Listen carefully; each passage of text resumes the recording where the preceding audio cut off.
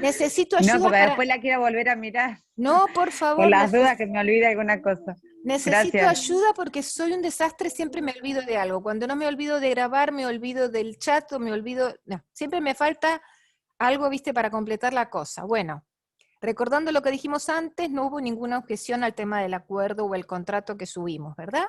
Bueno, ahora sí, nos ponemos a trabajar. Con respecto a la consigna que les había dado, era revisar en los primeros textos, el texto de Esteban Levin, el texto de Jerusalinsky y el de Silvia Slemenson, el rol del otro, porque los tres textos, los dos autores y la autora en cuestión, hablan de un otro con mayúscula, ¿sí? Que, que yo sé que son textos complejos, ¿sí? Así que sin temor a equivocarse o sin ningún preconcepto, de la manera en que lo fueron comprendiendo. ¿Qué, ¿Por qué los tres autores o de qué manera entendieron ustedes esos autores o esa autora mencionan a este otro y por qué con mayúscula? Porque la palabra otro se escribe con minúscula, ¿no? Habitualmente. ¿Por qué este otro se escribe con mayúscula? ¿Quién ¿Puede tiene ser, ganas? profe? Yo me Dale, animo. ¿Puede ser dale, que sea Carla, me encanta. un otro simbólico? Un otro Significa. simbólico. A ver, ¿qué quiere decir simbólico? ¿Qué quieres decir con eso? Que después este otro se inscriba en personas o se encarne en personas, que es un otro más general, no es una persona en particular. Ah, No qué sé si estoy interesante. bien. Hay algo interesante en lo que estás diciendo, porque estás hablando de que ese otro tiene como una función específica, ¿no? No es cualquier otro, por eso no es con minúscula. Es alguien que tiene como una función específica. Bien, vamos bien por ahí. Vamos bien por ahí. Profe, ¿Qué yo otra justo idea? iba a decir esto con respecto a la función del otro, como que le da la importancia para el desarrollo, digamos, del sujeto, la importancia de ese otro como figura. O sea, si bien concuerdo con Carla con lo que dijo de que no habla de específicamente un otro, sino de que ese otro tiene que ver con el vínculo, digamos, no me quiero ir, pero que puede ser cualquier otro, pero tiene que cumplir esa función, digamos. En realidad, para que sea ese otro con mayúscula, tiene que poder ejercer determinada función respecto de, todavía no hablamos de quién, ¿no? Vamos a hablar de quién estaríamos hablando, de un niño, de un Materna. bebé. A mí me dio como que está hablando del vínculo directo en relación al que cumple la función como padre, como alguien a quien ve, a quien imita, a quien repite. En esas áreas donde él está desarrollándose como sujeto, digamos.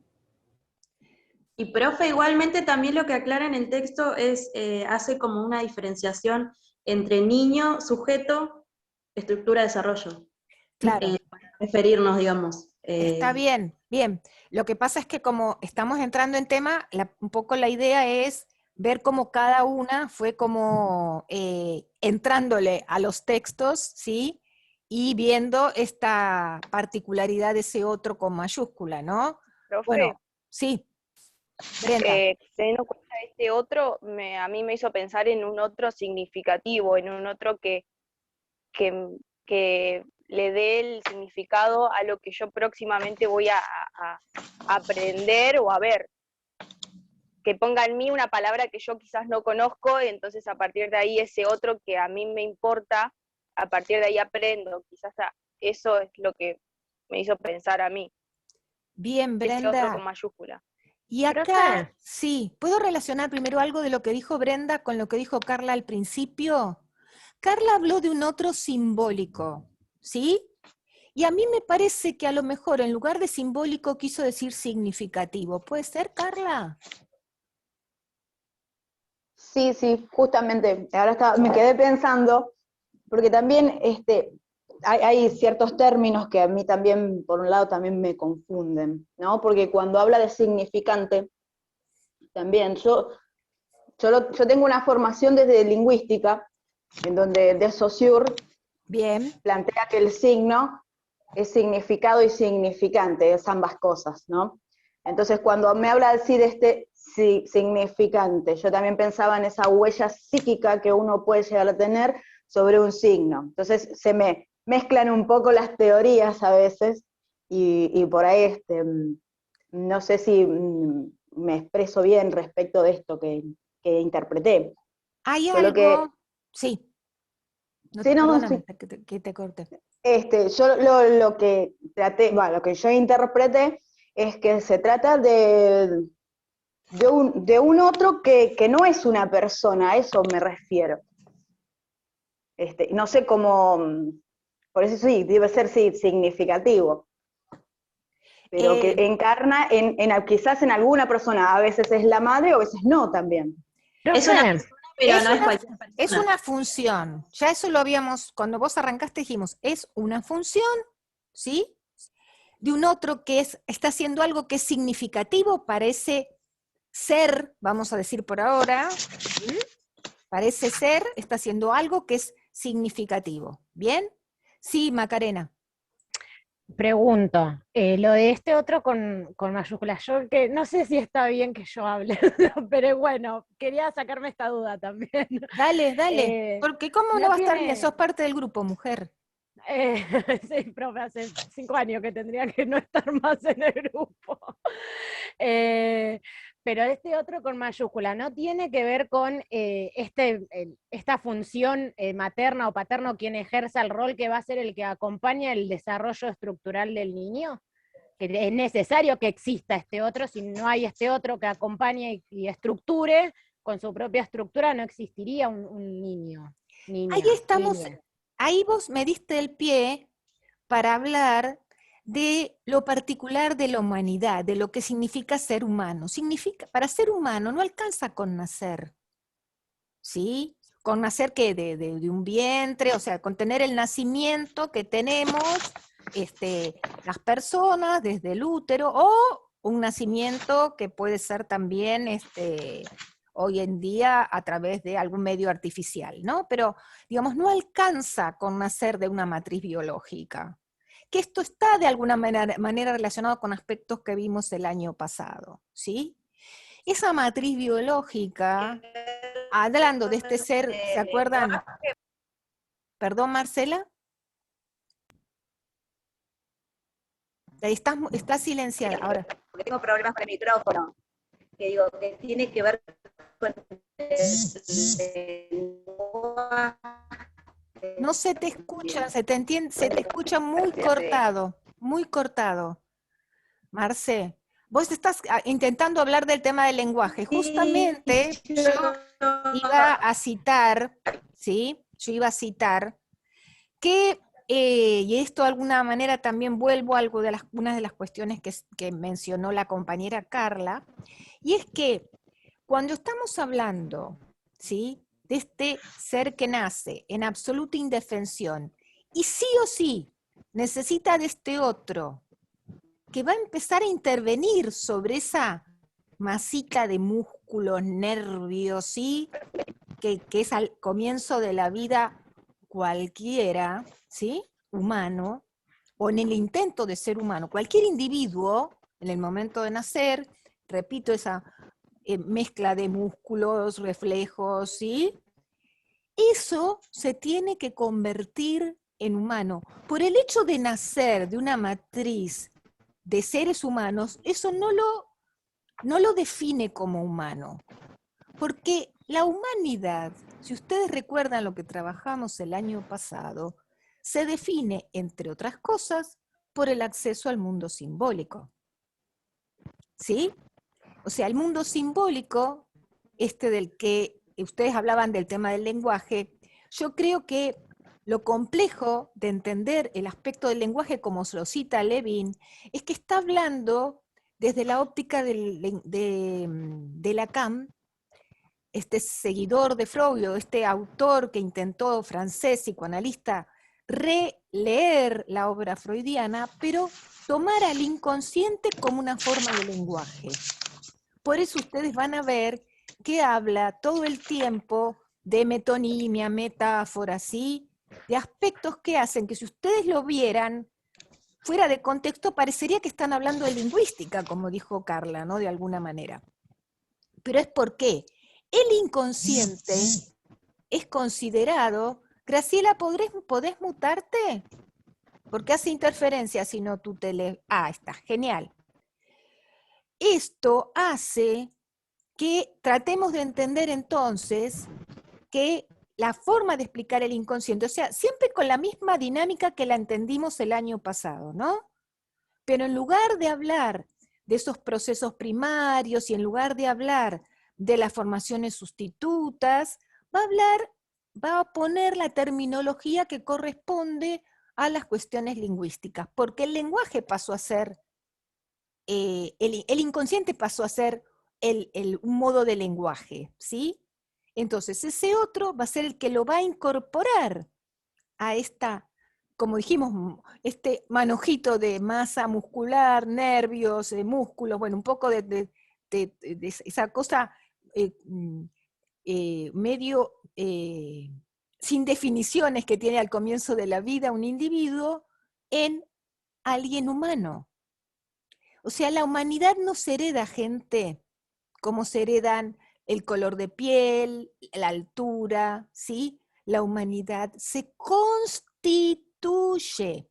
Y acá viene lo que, no me acuerdo ya quién de ustedes había dicho muy bien, es que hay una diferencia entre la estructura que convierte en humano a este que sí va a ser un sujeto a partir de esa humanización, y el desarrollo.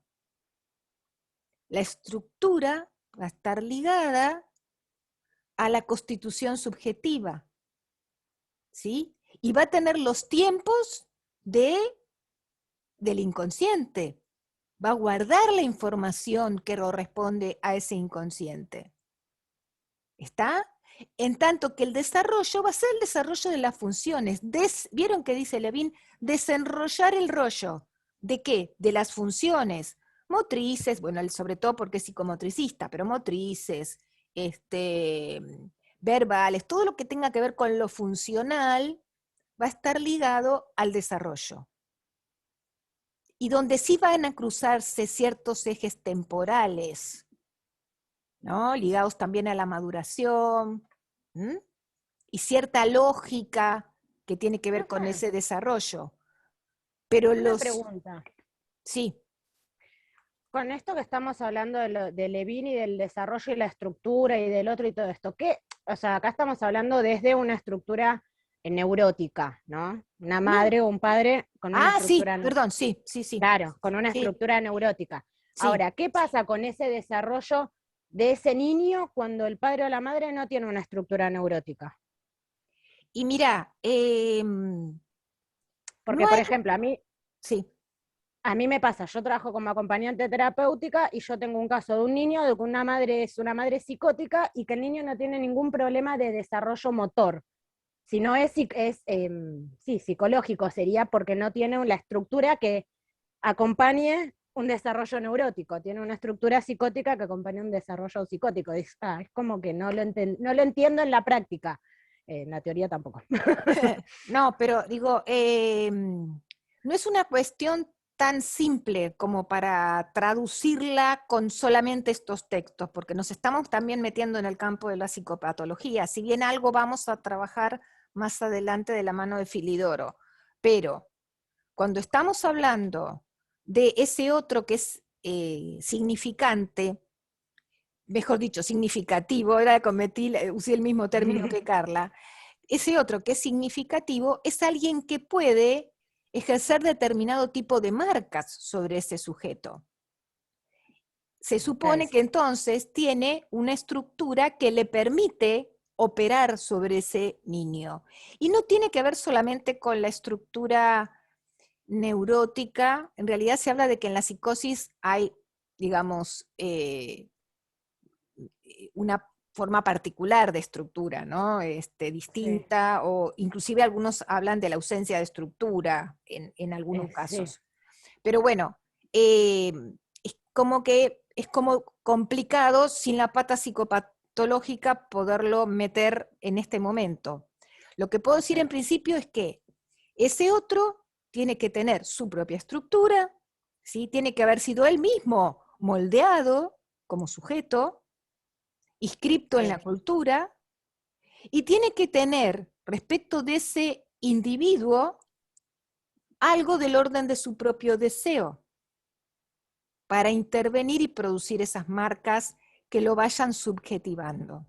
Actúa como en una suerte de prestamista, digamos, como de Sí, prestador de su propia estructura.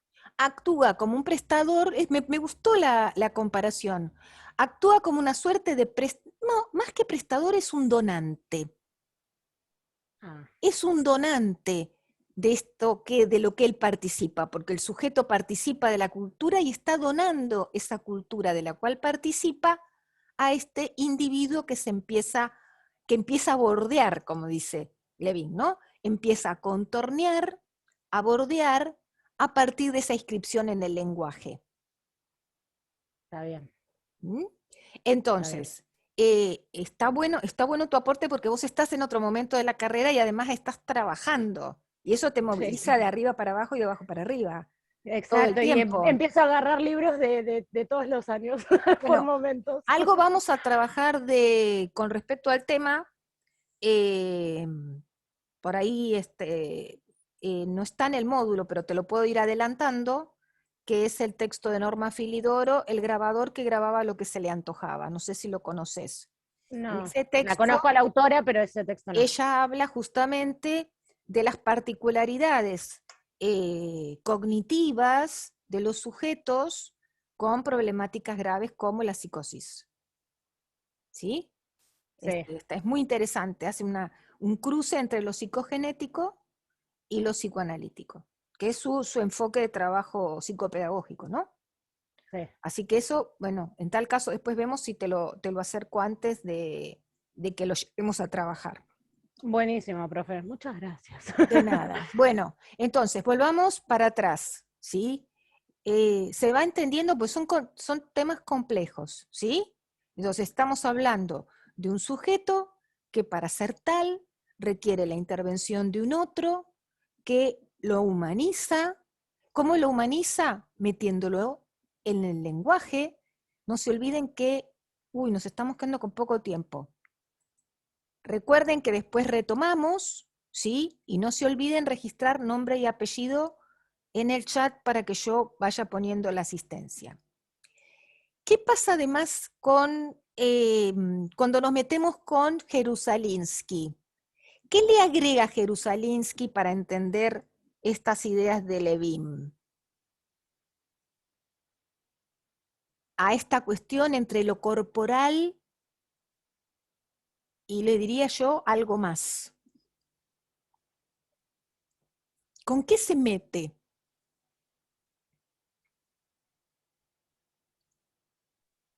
Profe, ¿puede ser referido a la primera marca? Las primeras marcas, ¿se acuerdan con qué concepto Mariquena lo va a relacionar? Esas primeras marcas, ¿por qué va a decir? Lo biológico es simplemente el inicio, pero no es el límite. Porque ¿qué es lo que va a operar una vez que el sujeto nace? Desplaza lo biológico, ¿y qué aparece? Que tiene también que ver con lo humano, ¿no? Y con un aporte que va a hacer Freud, diferenciando... ¿Tiene que ver con la energía libidinal? Con la pulsión. La exacto, la pulsión, bien, tiene que ver con la pulsión, porque si ustedes se acuerdan, la pulsión reemplaza el concepto de instinto. Si nosotros decimos que ese ser que nace tan desvalido, ¿sí?, trae carga filogenética, pero eso no lo define como humano, ¿sí?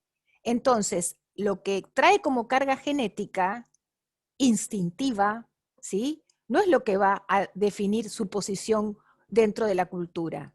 Lo que lo va a definir es esta inclusión en el lenguaje que va a estar mediatizada por la pulsión.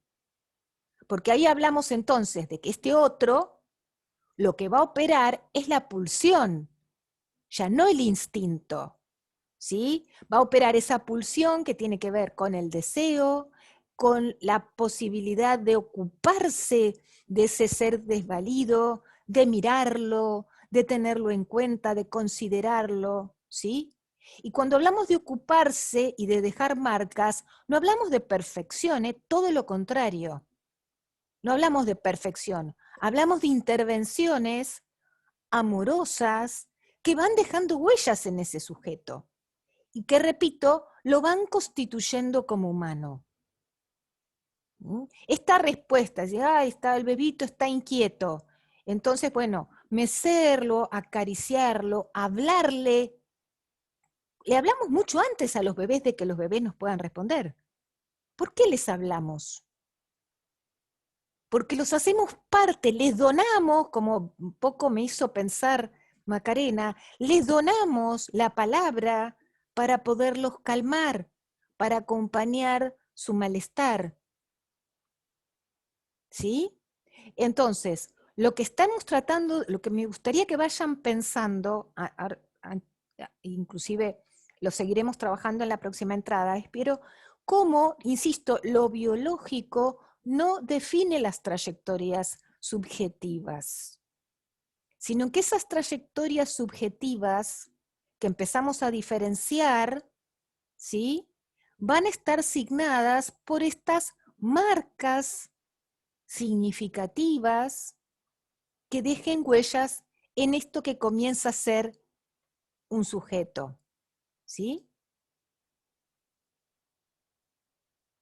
Complejo, por supuesto, pero recuerden que esta complejidad abre a un universo enorme de posibilidades, porque si no, lo que sucedía en otro momento de la historia del hombre era que al repetir, como cualquier animal, lo que estaba en ese bagaje genético, su vida era muy parecida a la vida de cualquier otro individuo de la especie. La diversidad, la posibilidad de variación simbólica, de tener distintos recursos, de tener historias diferentes, está ligada a esta enorme fragilidad inicial. ¿Se acuerdan? Esa doble peculiaridad. Somos muy débiles, pero eso nos hace más fuertes. Esa debilidad inicial nos abre muchos caminos que si nos quedáramos totalmente amparados en el instinto, no los podríamos tener. No solo no accederíamos al universo del humano, sino que ese universo sería muy limitado y no tendría la enorme gama de posibilidades que tiene lo humano.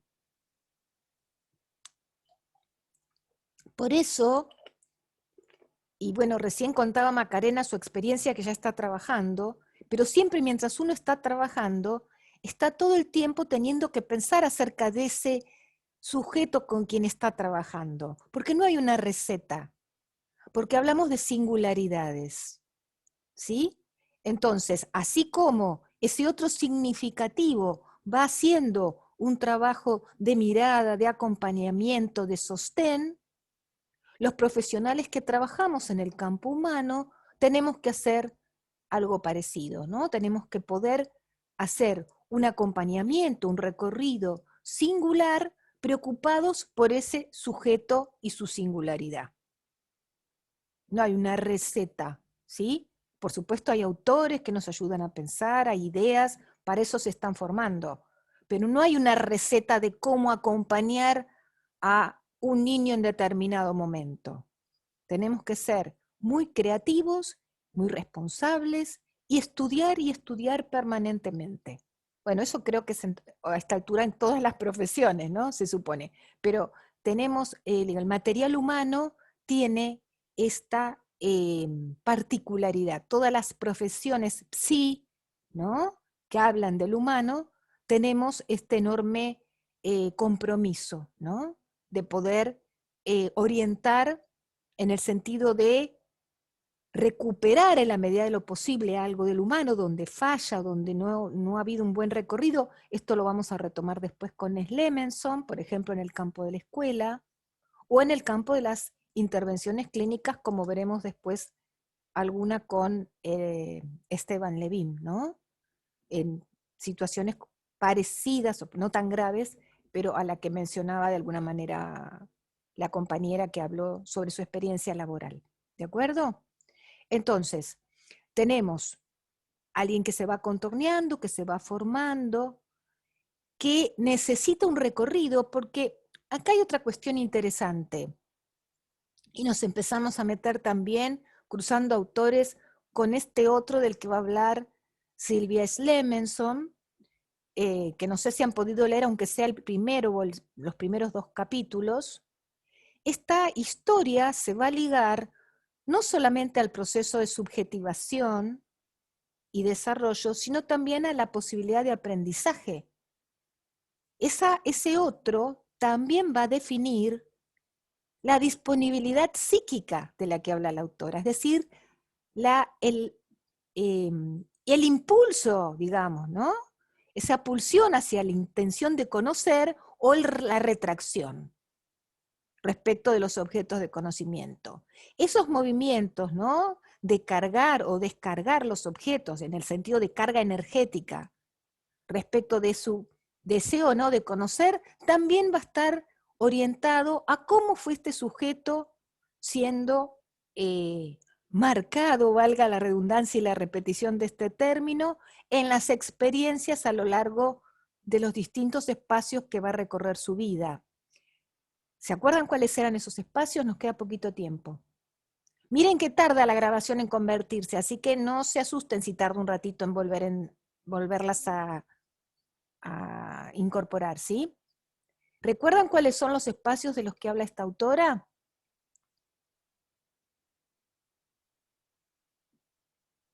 Para constituir esa disponibilidad psíquica.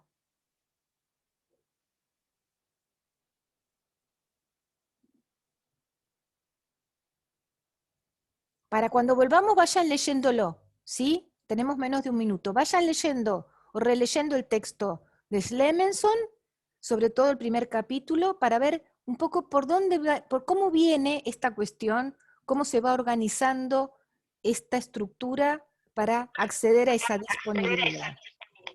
¿De acuerdo? ¿Puede, profe, repetir la pregunta? Sí, no sé si me va a alcanzar el tiempo. Ver cómo se va organizando esa disponibilidad, qué pasa con la estructura, por dónde va recorriendo el caminito para su constitución.